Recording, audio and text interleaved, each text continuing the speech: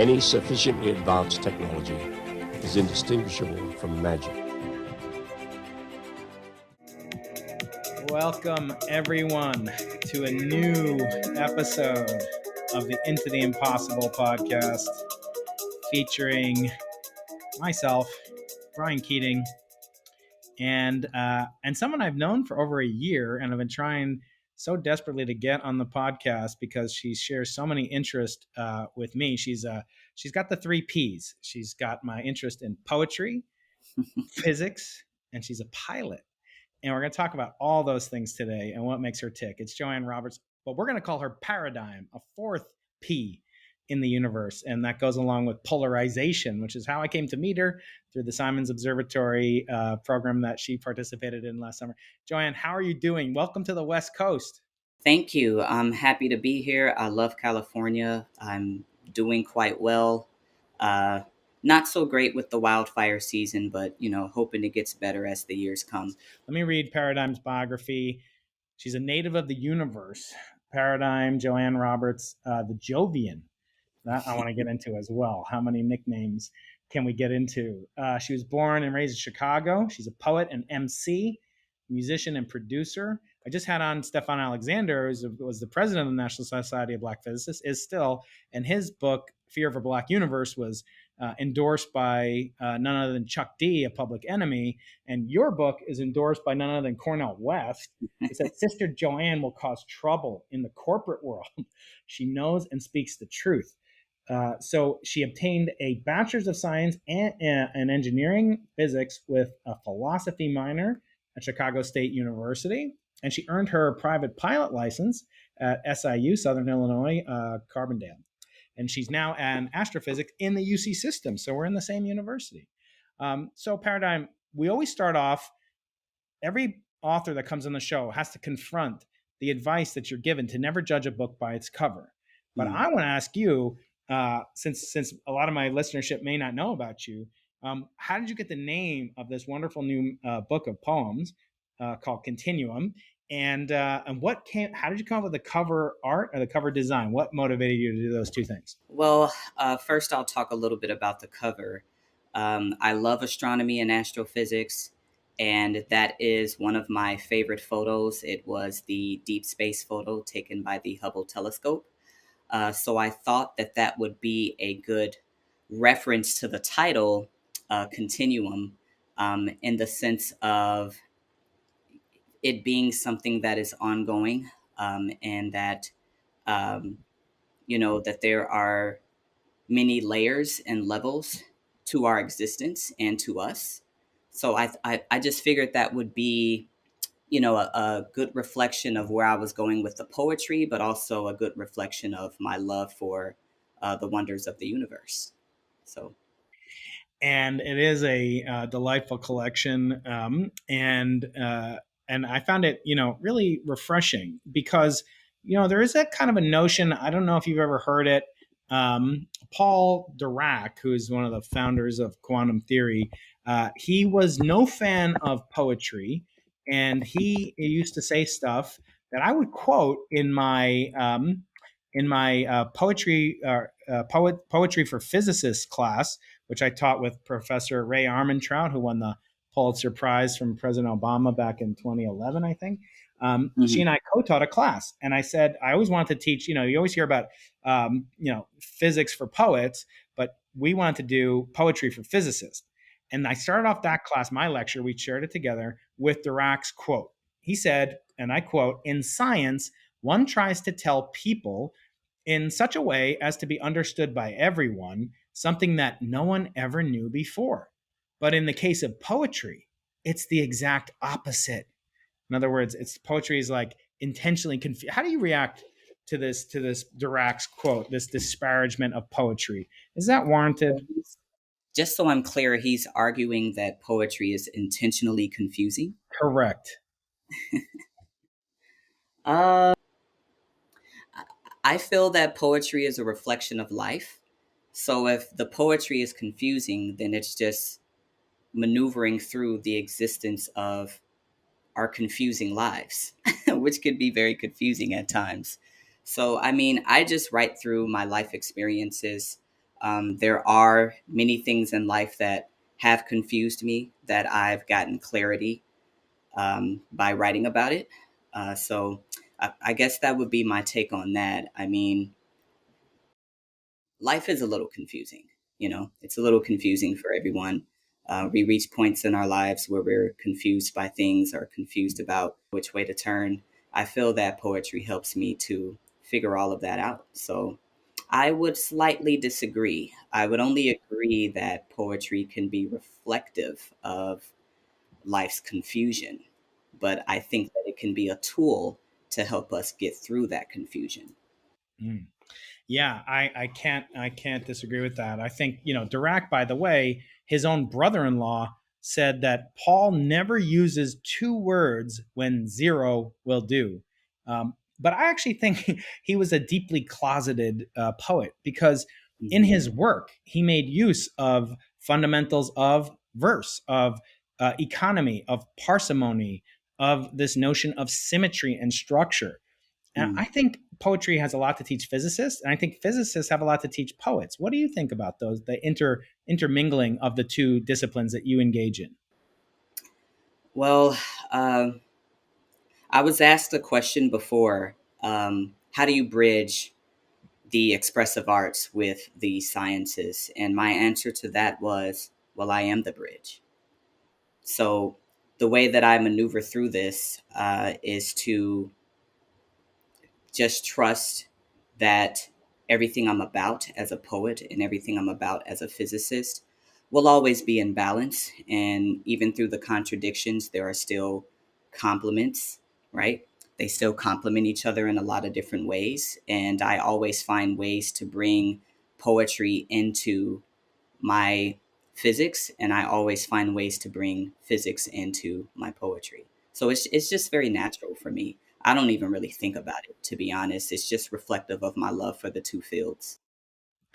And do you attribute that to natural gift, hard work, struggle that you've had? In other words, why aren't more of our physics colleagues more conversant with the expressive arts? Uh, I think they don't know that they're artists, and deep down they really are. Um, that's the way that I look at that. I spent some years teaching high school students how to rap, how to write poetry, about stage etiquette, recording, um, self reflection, um, you know, using art as a therapeutic tool. And what I found is that a lot of the students that would come to me in the beginning and say, "Hey, I'm not doing this. I can't rap. I can't write poetry. I can't even perform." And it gives me a lot of gratification by the time I'm done with them and we're rounding up the program. Um, they're rapping, they're writing poetry, they're performing in slams, winning slams, they're making songs, making videos. Um, and this all stemmed from them just not knowing that there is an artist within them. So I would apply that same thing to scientists. And I know that um, there can be a lot of pushback with that. But I feel that that's part of the reason that STEAM is becoming more prevalent as we maneuver through the arts and sciences as well. So a lot of my research and a lot of my focus will be in STEAM, which is, the STEM plus the arts. Um, I think that's the best way that I can answer that, because I truly believe that everyone is an artist deep down in some way. Yeah. Yeah, and it sort of gets taken out of them. And I feel everyone's a scientist, or at least all kids start off as Hmm. scientists. They're curious, they're playful, they're imaginative, they're inquisitive. Then they don't play well with others. They're selfish, they're jealous. All the bad traits of scientists, or all the Yes. good traits of scientists. There's no such thing as a single-edged sword. And what I'm trying to develop in my students is an appreciation for what people call the two cultures, and but make it a third culture, that Hmm. the arts are to be integrated. And I think the best physicists are artists in a way, and it may be orators, it may be speakers, and your victoriousness in slams. Talk about slams. Talk about freestyle. how do those two things like square that circle to me? Because I think, there's an old Jerry Seinfeld joke, and he says more people are scared of public speaking than of death. So you'd rather be in the coffin than delivering the eulogy. So that's the way most people are. How did you have an obstacle to that path, or did it always come natural to you? The slams, the freestyle. How did that integrate into your persona? Well, first, I want to say I like your emphasis on how you believe that everyone is a scientist deep down, because I can see a lot of parallels with what you were saying about the imagination and the creativity and things like that. Never looked at it that way, so appreciate that. As far as how I've uh, moved through public performance and public speaking, uh, I still experience stage fright, believe it or not. Um, I've learned to appreciate it over time. And that's something that I've instilled in my students. Like, hey, look, stage fright isn't something that's just going to miraculously disappear someday. I mean, even Beyonce, who is probably one of the greatest performers of all time and of our generation, has admitted to experiencing stage fright still to this day. It's very normal. And what I do is I just allow it to give me that adrenaline that I need. And it reminds me that I care about what I'm doing, I care about what I'm saying, right? Um, and it helps me to really give my all when I'm on stage and really just trust in my art and trust in the message and trust that people will be able to receive it. And it always goes well, right? When I get off the stage, I'm always like, I should have said that differently, or I messed up that word, or I stuttered here, or oh, just because I stuttered this one word, now the entire performance is mute, right?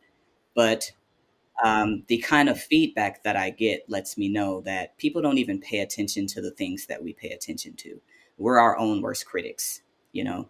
So it's just something that I've grown through, appreciating that stage fright does not go away, but, seeing it as a tool that I can utilize to really give my all and remind me that I care about what I'm doing. And it also keeps me humble. When we think about kind of these notions of what we're good at, what we're not good at, people, what are people going to think about me? I'm reminded of two different biases that people have.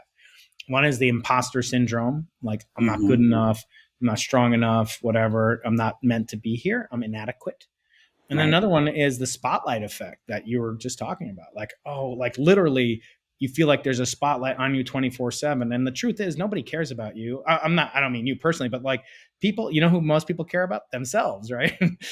So most people are 100% focused on themselves. And okay, every now and then they might be snarky or something else. But Right. the doing of it, the attempting of a great thing, is in itself kind of a character reformation that I think is missing in most of my undergraduate students. I meet them and they might say to me, "Oh, it's hard. Like I can't do that, Professor Keating. Like I can't speak in front of people. I couldn't do like freestyle. Some of my students are foreign students. It's really. I say, oh yeah, I guess you were born knowing. I guess you were born knowing advanced quantum mechanics. Like I guess you were just like really good at Lagrangian dynamic. Like you were Hmm. born. No, you had to work at it, and Right. nothing worth having comes for free. And I think what I think my audience would be really interested in is kind of hearing your so-called heroine's journey, like how you got here, the world line that you took. Were there any, like moments in time that were critical points, as we say in thermodynamics? Were there phase transitions? Because the name paradigm really evokes something central in science, and I'm curious if you can take us up. Was there a paradigm shift where you became the identity that you are now, in all its wonderful facets?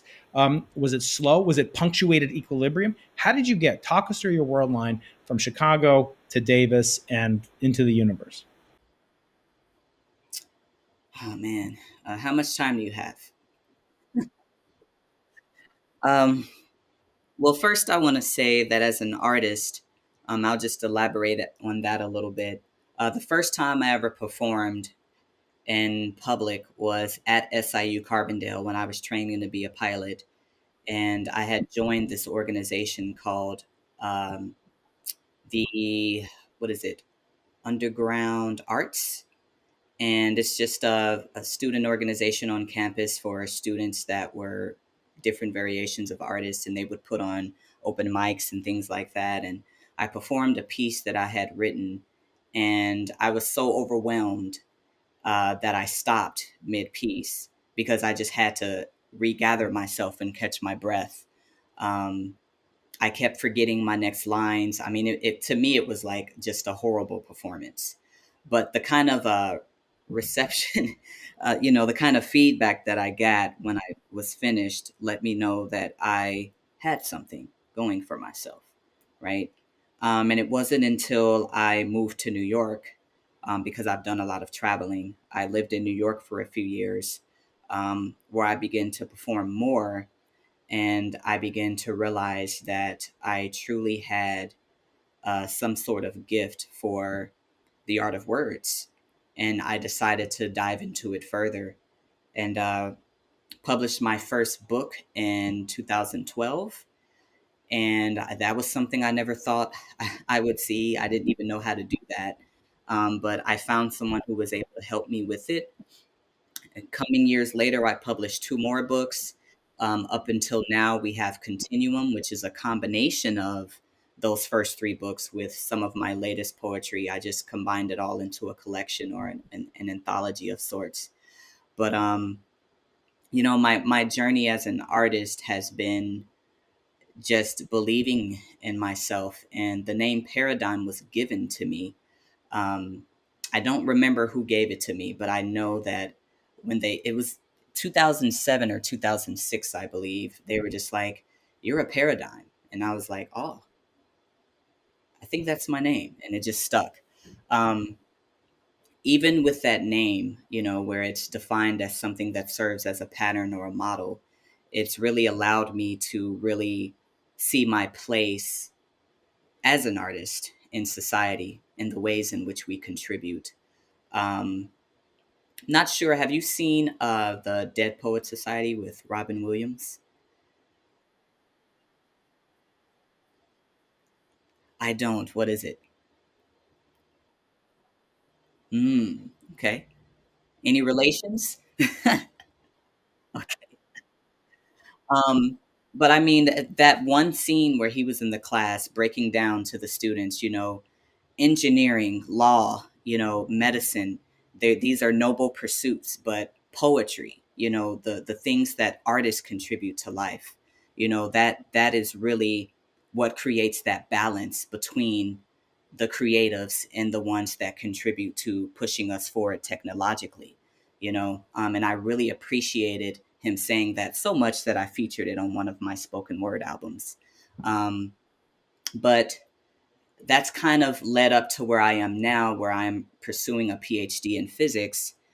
And, as an artist, I feel like it's always been polarized. I feel like there's just been this dichotomy of science versus the arts. You can't be both. You have to choose one or the other, right? And that's the kind of household I grew up in as well. I had the kind of father that was like, if you want to play guitar, I mean, that's fine, but you're not going to get anywhere with that. This is the real world. You have to work, you have to make money, you have to go to school for something, you have to do something that's lucrative, and I believed that for a long time. But I think in recent years, I just got to a point where I was just I just decided I don't want to choose between one or the other anymore. I'm going to create a bridge, be a bridge, and have the balance of these two beautiful uh, fields in my life. And that is how I got here today, where I am in Davis, getting ready to start grad school, which I never thought I would be doing, for astrophysics at that. As much as I love this field, there was a time I didn't think I was smart enough to even finish an undergrad degree in STEM, but here I am, and I'm very happy about it, and I'm happy to be bringing my artistic endeavors along with me. So, Mm. It's truly, truly inspirational. Now, talk about yourself as an aviator, as a pilot. I thought aviation at a immature age or a younger age than most people in graduate school. You did it, even younger and earlier. Talk about that. What is aviation? How does that tie into your persona, who you are, your identity? Because I've heard it said by, I don't know, are you familiar with John and Martha King, the King schools? They do like videos on flight training and stuff like that. I'm not familiar with that. Yeah, Are they they? do. They're actually here in San Diego, and I met him once, the husband John, and he said like being a pilot is an identity. Even if you stop flying, you never fly again. You're always a pilot for the rest of your life. All those who have slipped the surly bonds of Earth have become pilots, and that's part of who you are. Talk about what does aviation mean to you, John? Uh, the first time I flew solo, I mean, that's something you never forget, right? Because that entire time, with flight training with my instructor in the seat next to me, you really notice the weight difference when you take off by yourself. So I noticed that firsthand. Um, but I mean, ever since I was about 6 years old, I knew I wanted to be an astronaut, engineer, something of that nature. By the time I was in high school, um, I brought that down a few 100,000 feet to being a pilot. Um, but I mean, I was afraid to fly at first. I was terrified of flying. I was convinced the first time that I got on an airplane that that was going to be the end of me. I was 11 years old. I embarrassed my sister. We were flying down to Houston to visit my grandparents from Chicago, and it was my first time flying. I think this was in about 96 or 97. Um, so to make matters worse, it was just me and my sister. I didn't have the comfort of my parents on the plane with me or anything like that. And I remember just bawling, like just being a hysterical mess, because I was just convinced like this plane is going down. Like there's no way we're making it to Houston safely. Um, but once I experienced what it felt like to take off, and once we actually did make it to Houston, and we landed, there was a slight fascination that grew from that. So out of that fear came intrigue. And that is how I became interested in aviation.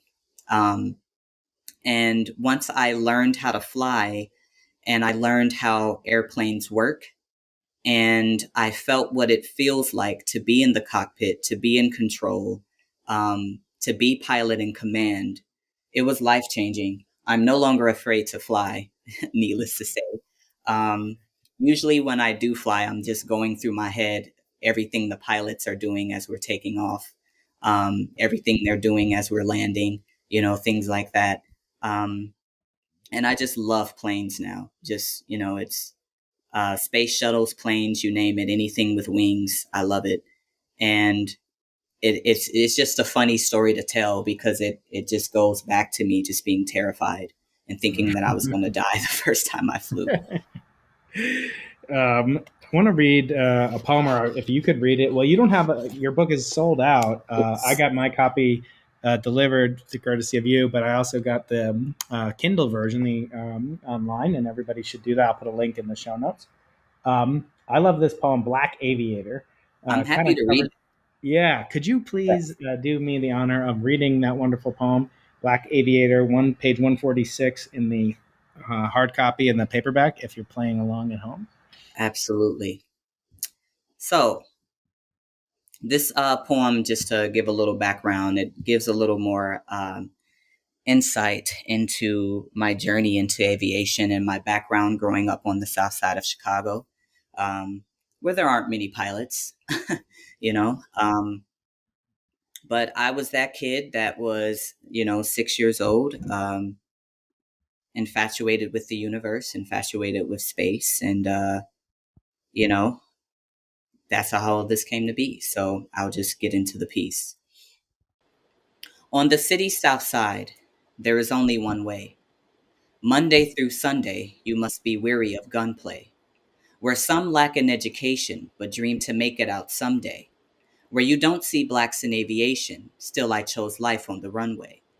Every time I'd board a plane, my kind was not in the captain's seat. And because of that, I figured there were other things I'd have to be. But when I looked into our history, I questioned all I was made to believe. I read up on Bessie Coleman and realized there is nothing I can achieve. I felt so weightless and free the first time I ever flew solo. It was like the sky was made just for me, and God gave me a deal on the low low. I'm paving roads for that. I'm paving roads for the no names with payback and such incentives. Spent all my parents' money with no shame because, flight training is expensive. But no matter how hollow my means, I pursued and followed my dreams, finding light in the darkness I come from and sharing it with other Chicago teens. Today I go full throttle, rotate before the runways finish. With Cloud 9 at my wingtips, I now know the sky truly has no limit. So on the south side of Chicago, where many feel they have no options, trailblazers emerge from struggle, and I'm here, a black woman in the cockpit. That's that piece. I love that It's poem. always interesting And to read that. Joann, because we talked earlier, we're trying to coordinate this interview for months now with our hectic schedules and your move to become a grad student. And then we decided we would do it on the day between our two birthdays, mine September Yes. 9th and yours September 11th. I want to Yes. ask you about September 11th. As a pilot, as an aviator, how did that day affect you? Uh, let's see. That was my hoping no one does the math here. But that was my 15th birthday in 2001. Um, it was a rough day for me. It was I think everyone remembers where they were, what they were doing when they started hearing the news reports. If you weren't in New York City already, um, I was in Chicago. I was in high school. I was turning 15, so I was a sophomore.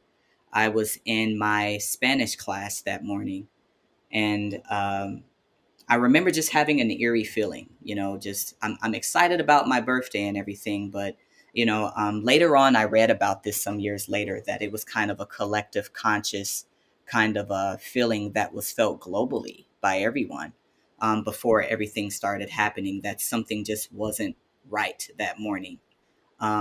So I was feeling that. And the day transpired how it transpired. And, my birthdays ever since have not been the same. The first few years were very, very hard. I even made the mistake of spending one of those years in New York City for my birthday. And that was a very, very dreary day, needless to say. But, you know, I just make it a point to, especially these days, I just kind of have to just stay away from the media. Um, I stay away from the news, things like that. I mean, of course, I keep an ear out to what's going on because there's also just a slight paranoia that something can happen again on that day, right? I've come to find over the years that a lot of people that share my birthday, we deal with a lot of this minor PTSD that we experienced on that day. Um, and that we got from that day, and with that being our birthday. So I wouldn't say it changed how I approach aviation, um, but it did make me appreciate um, why I love airplanes and why I love aviation, because for a while a lot of people didn't want to fly anymore, myself included, but I really had to rekindle that within myself. And you know allow that love for aviation to you know continue on even through all of that. So that's the best way I can answer that question. But it even 20 years later, don't do the math. 20 years later, um, it's still, it's a lot better these days, but there's still a slight, just, And I feel like everyone feels it. It's not just people that have birthdays, but I feel for those of us that do have a birthday on this day, it's a little heavy for us as well, in a different kind of way, because there have been some times where I felt bad for celebrating, but I'm like, this is my day. It's the day I was born. I should be able to celebrate it. The 15 years prior to that, everything was great, right? So I've made it a point to continue that on for the rest of my Yeah. life. Well, I So think that's a beautiful. I hope that answers your question. Yeah, it's a beautiful approach to it. Yeah, it was my parents' anniversary, but they got divorced before it happened. Mhm. So it has a dual significance in some ways for them. But Yeah. when I think about airplanes, which I associate with joy, with liberation, with freedom, and then being used as weapons, of course, with the innocent souls that we lost. Mhm. It still hurts me. I was much older. Actually, I was flying to Chicago on that day from LA, Mm. and Okay. obviously everything got canceled. But it was a truly sea change in my Mhm. viewpoint of the world. And I can't truly appreciate the significance of having a birthday on that day. But I do want to, obviously, certainly wish you a happy birthday, and we'll conclude with that later on. But before we do that, I want to talk about some of my other favorite poems that revolve around physics. So, I mean, you and Okay. I are kindred spirits. Like I said, physics. You're a poet. I love poetry, and you're a pilot. And I want to get in the physics domain of your 10-dimensional personality. So there's two poems that I love. They're in succession. There is, kind of always throughout the book, there is issues of race do appear, and obviously that is something that we should touch upon. But I want to ask you about to read these two poems, "Black Energy" and "Black Matter." Those are so joyous. It's almost like an equation, and some of the Cummings like layout. I don't know if you did all the layout and everything, but it kind of reminded me of like the way when you look at Einstein's equations, the structure of the equations tells you how to do the math. And in your poetry, the structure of the verses is evocative, and I think it's beautiful. But anyway, for readers that don't have it or listeners that don't have it, would you do me the honor of reading those two, "Black Matter," "Black Energy"? Yes. First, I want to give a little background for those two pieces, because we're talking about race a little bit here, and I do want to say that um, those poems were inspired by the experience of being a Black woman, right? So I wrote the poems as using the concept of dark energy and dark matter as a metaphor for the life experience of a Black woman, such as myself. So without further ado, I'll just get into them. Um, the first one is called Black Energy. 68% of the universe. She rises, overcoming gravity, accelerating expansion of the cosmos, unsure of how she operates, unsure of what it all means. She outlines the emptiness of space, weak and strong forces of nature, carrying electromagnetic shields. As more space emerges, so does dark energy, and she dominates. And this next piece, along those same lines, is called Black Matter. 27% of the universe, 80% of its matter, light from her stars not yet arriving to Earth. Dark and seen, but unseen, unnoticed, unacknowledged, unobservable. Yet she holds the elements of the universe together. Groups of objects function together through her explanations. She rotates galaxies, filling them with her mass. Where her stars orbit faster, holes in black serve as gravity lenses and bend light. Not normal matter, not antimatter. She is dark matter, the invisible hand of the Big Bang. Those are those two pieces. and I can't help but escape the notion that you use the feminine. Talk about what is that? How is it in this kind of universe associated with a female that resonates throughout the book? Talk about that, and also this notion that the word cosmos. I always point out cosmos and cosmetology. They have the same root, and that's like beauty. And then verse is like verse, and it's like the word spoken by God or whoever you want, the multiverse, Mm-hmm. Alan Guth, uh, Andre Linde. Talk about the feminine in the universe, and this notion of blackness, and what does that mean? My friend Stefan's book, is called An Outsider's Guide. Mm-hmm. How do you react to that? I mean, that's a very layered question. I mean, I simply talk about my experiences through race and the universe through the lens of the feminine because it reflects on my life experiences. And it is a way for me to, uh, I guess, maybe approach it in a therapeutic sense.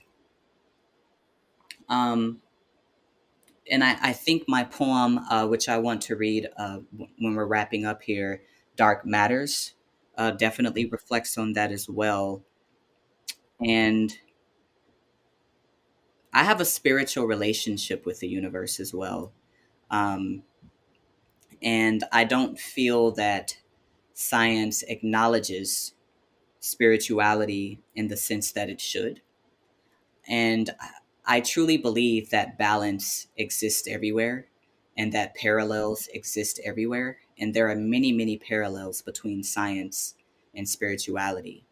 So, my spiritual approach to seeing the universe through a feminine lens is also reflected in me explaining it in a scientific sense through my poetry. And that's the best way that I can answer that question.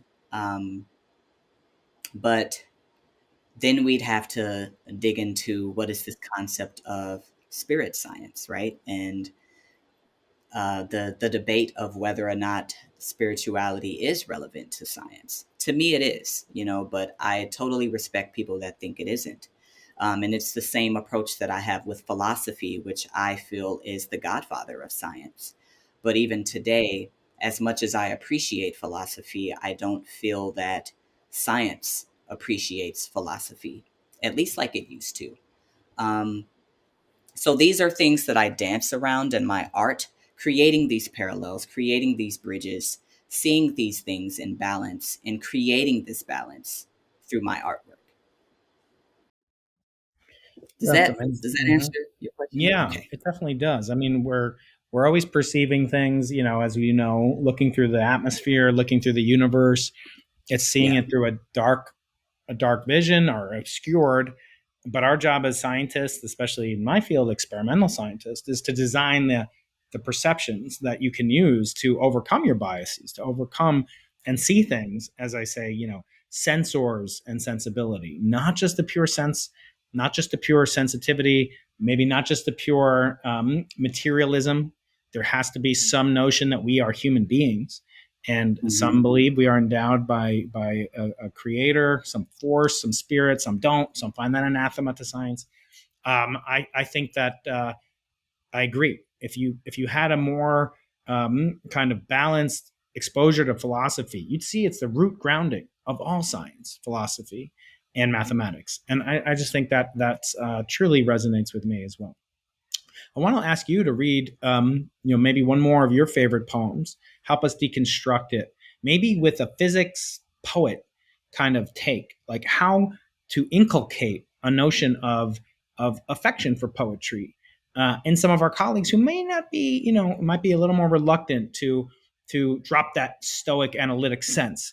Can you Mm. take one of your poems and walk us through it and see how we can do it analytically, not to deconstruct it for deconstruction's sake, but what do you think about when you're constructing such a thing?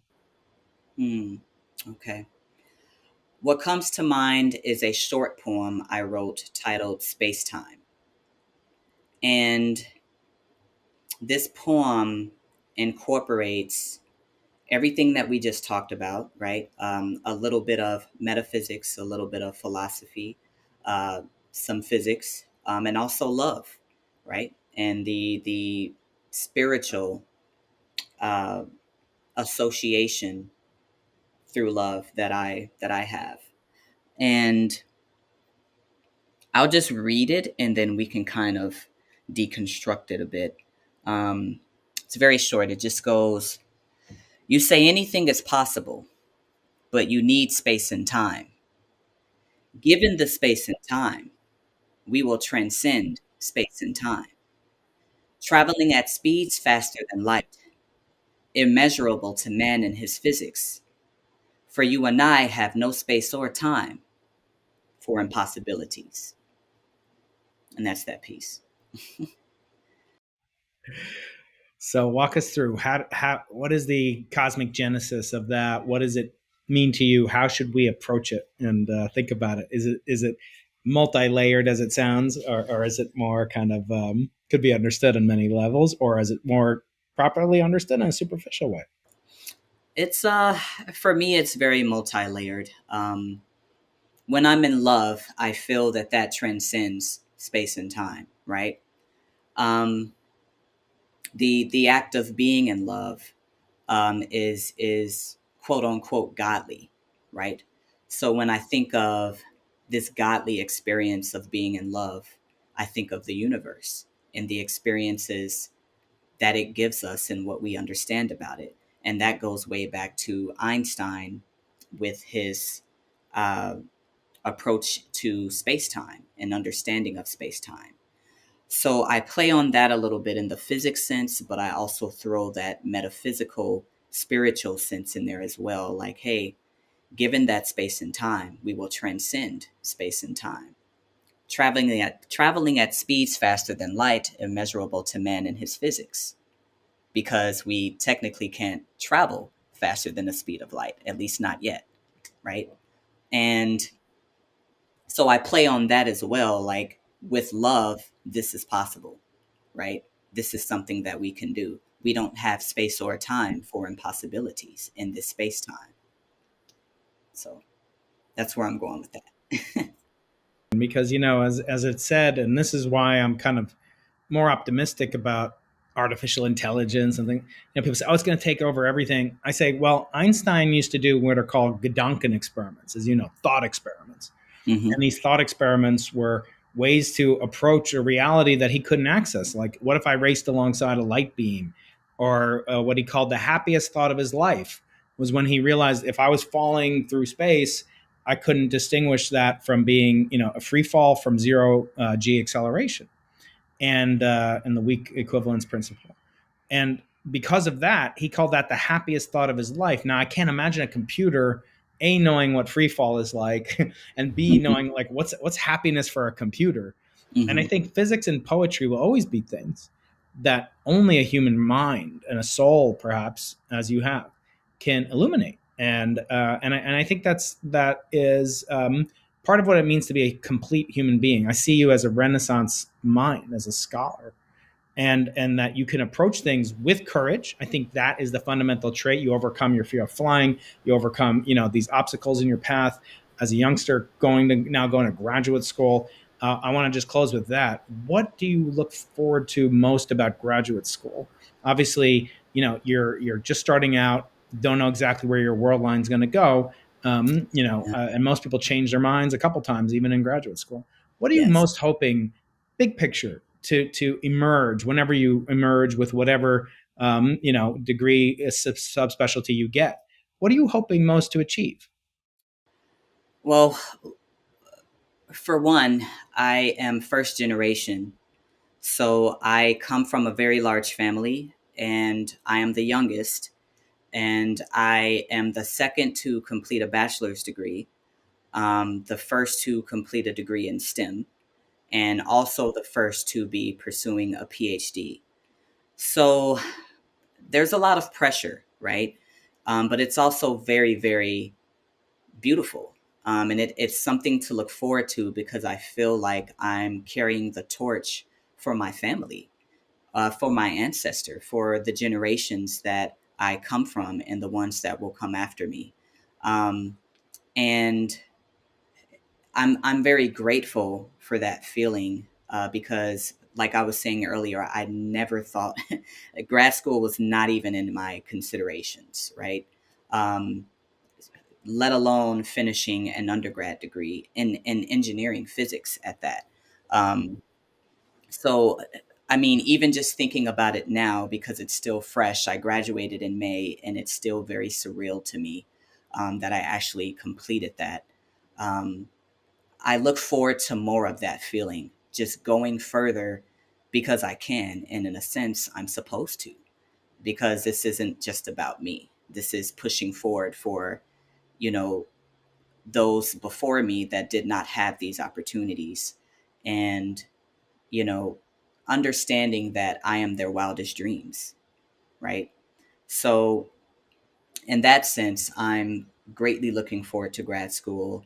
Um, in another sense, I look forward to giving back because, like I danced around this a little earlier, but I was not the greatest student growing up. I'm just being honest. I was not good at math. I was not good at science. Um, I struggled with these subjects immensely, right? To the point that I thought, going to school for physics, I mean, who am I kidding? I would talk myself out of it. Then there's that imposter syndrome that we spoke about, right? Which I still struggle with to this day. And I think about everything that I'm going through and what I'm accomplishing and the obstacles that I've overcome. And I think about kids that are back home in Chicago going to these schools that are, uh, you know, underfunded. They don't have proper resources. These are the kind of schools that I went to. And I want to give back in the sense of finding those kids like me who don't think that they are any good at physics and math or any STEM subjects, who may have interests and fascinations in these subjects, right? Be it by way of anime or comic books or whatever, because you get that a lot. But then there's like a hard stop with them pursuing it at an academic or professional level. And I just want to be there to do what I can to show them that they can, right? I would love to teach math. I would love to teach physics in inner city high schools, inner city middle schools. I would love to start STEM programs that use the arts or the expressive arts as pedagogy to teach some of these subjects, which I think will catapult the interest in these subjects as well. Um, Such as using hip hop as pedagogy to teach physics, for instance. And that's something I'm building on. That's something I look to do more research on in grad school. And so, I mean, those are the main two things, like just carrying the torch, knowing that I've been passed the torch and I'm moving forward, and also not getting so far ahead that I can't turn around and, give back and understand that I'm blazing these trails for many to come after me in the same way that those before me blazed trails to give me the opportunity to even do this. So I'm grateful. That's delightful to hear. Reminds me of famous physicist Yakov Zeldovich, who was in the Soviet Union, a Jew. He was oppressed and struggled, but he communicated to his student Alexander Polnarev, who became my mentor. He said the word scientist in Russian means someone who was taught, and Mm, that's a translation. And to me, that evokes an obligation that we have as scientists to repay, pay it back, but also pay it forwards. right. And I'm just so delighted that you exist, Joann, because you really are this. When I first heard you and you read this one of your poems last year on the closing ceremony for the Simons NSBP program, I was just like riveted. I got my kids all to shut up for a couple minutes while you read it so I could give it the attention it deserved. And there's so many poems in this book that they're heart wrenching. I mean, you got to have, a box of a Kleenex nearby when you talk about, quantum mechanics, love mechanics. There's heart-wrenching stuff in here. There's deep stuff. There's Yeah. fun stuff. There's, I don't want to call it frivolous, but it's delightful. And I just want to thank you for this book. I want to thank you for your mind, your contributions, and that I have no doubt you're going to be a supernova in this field and whatever you do. And I hope you'll stay in touch and come back on whenever you have a new project or something that you want to share with the universe, because you're the reason, in a large way, you're the reason that I started this mission that I'm on, to connect the multiverse's greatest minds and people that inspire me. So I want to thank you for inspiring me. I want to wish you, Joann, a very, very special birthday. I'm not going to say what it is. I can't do the math in real time, but I want to wish you a special birthday, September 11th. Now, I will say it has at least one very positive connotation. Absolutely. Thank you. And I would love to close with a poem if we have time for that.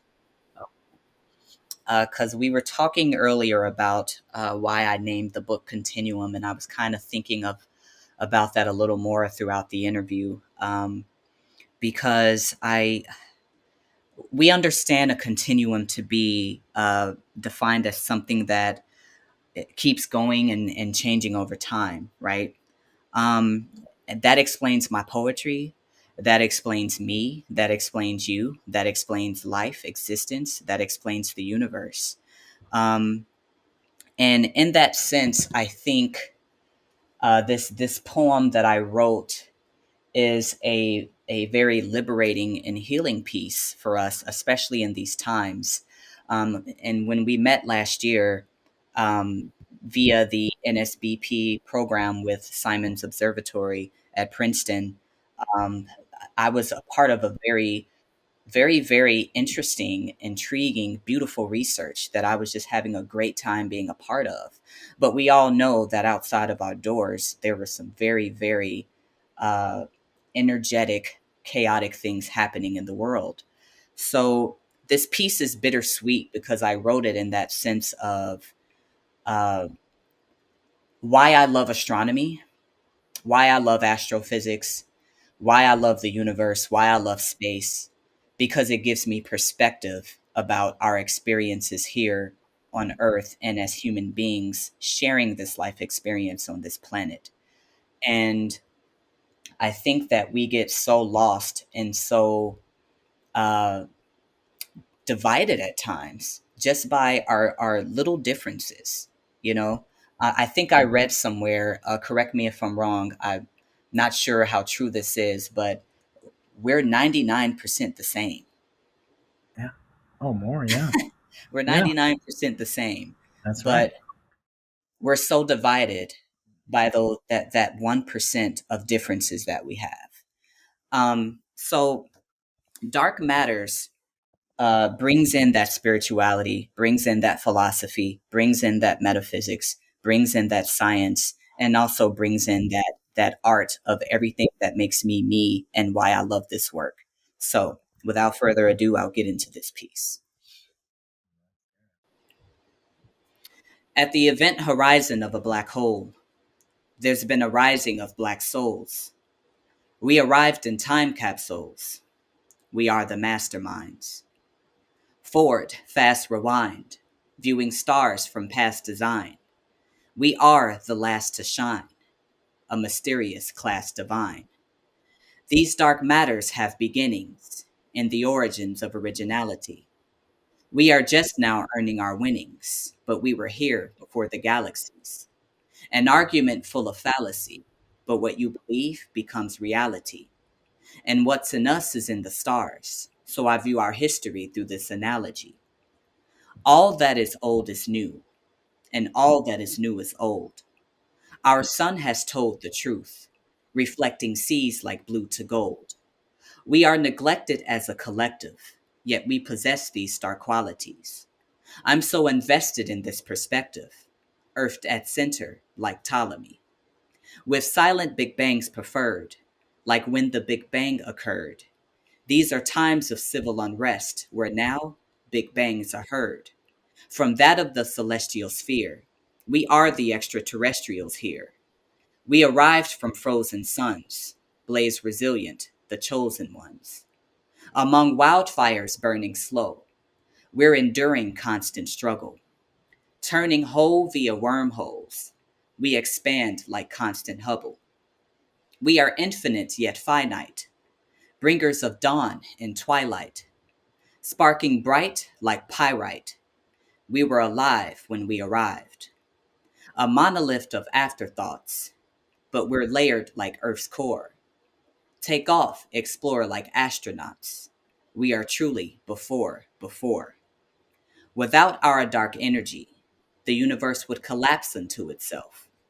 We are the entities of that chemistry, bodies holding place like the Kuiper belt. The distinction between you and I remains to be a false dichotomy, for at the heart of purest life lies a sacred and beautiful geometry. Through devastation comes celebration, for our true wealth lies in astronomy. Yet many beings look down at night, aligned with man's unbroken economy. A virus claiming its older victims. I must look to the sky for solace, for we are all of the solar system. We are earthly flawed, yet cosmically flawless. Are we nearing our 11th hour? Will we fold under this pressure? With nature fueling our powers, we can change the world like that of Tesla. Make a life, but one can take it. Bullets fly, but we're the matrix. This is scientific, but also sacred, as no one ever truly dies. Through portals, we become immortal. I know now what my calling is. I look to the stars for reminders. We're survivors, and we come from something so much greater than all of this. That's that piece. I love it. It's touching, it's moving, it's inspiring, and it's also mind expanding. I like to think of you as an experimentalist in any way, and a Gedanken experiment, a thought experimentalist of the highest caliber. And Joann Paradigm, Thank you. I want to thank you so much for being who you are. And I hope someday we can fly together. And I hope someday we can do some poetry slams together. And I hope we can do some physics together. I'm so glad you're in the University of California system. We didn't lose you back to those Illinois folks again or whatever. I hope we can have many strong interactions in the future. Thank you so much. And happy birthday, Joann. And please go to my website, www.meetparadigm.com. For more information on everything that I do. If you're interested in my book, you can purchase it there. You can read more of my poetry. You can hear some of my music and just see what I'm up to. And my links to my social media accounts are also on my website. And I just want to say that if you fly with me, Brian, you got to make sure you got a strong stomach. I like to have fun. I don't know. It could be a smooth landing. Who knows? I'll have links to all your stuff in the show notes and in the text box on YouTube. And once again, thank you for sharing this slice of the space-time continuum with me and my listeners. And happy birthday to you as well. Thank you for having me. Thank you. Any sufficiently advanced technology is indistinguishable from magic.